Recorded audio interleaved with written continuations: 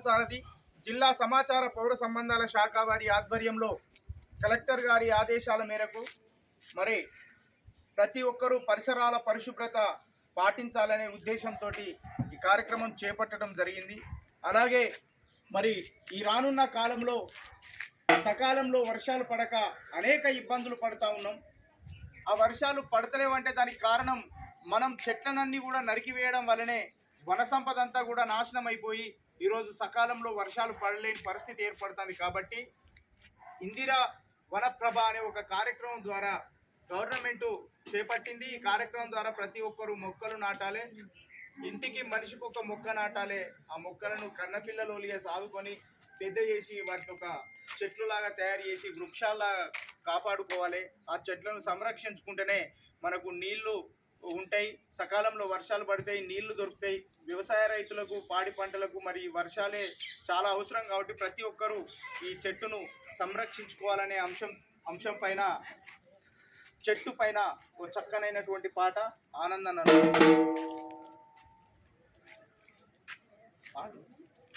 పాడన video నడుస్తాను. కొమ్మను నేను రెమ్మను నేను అమ్మను నేను రా, ఈ అమ్మను నేను రా, కమ్మని పండ్లతో గడుపు నింపే తల్లిని నేను రా, చెట్టు తల్లిని నేను రా. కొమ్మను నేను రెమ్మను నేను అమ్మను నేను రా, ఈ అమ్మను నేను రా, కమ్మని పండ్లతో గడుపు నింపే తల్లిని నేను రా, చెట్టు తల్లిని నేను రా. ఉడమి నుండి పురుడొసుకున్న మొక్కను నేనురా, మహావృక్షం నేనురా,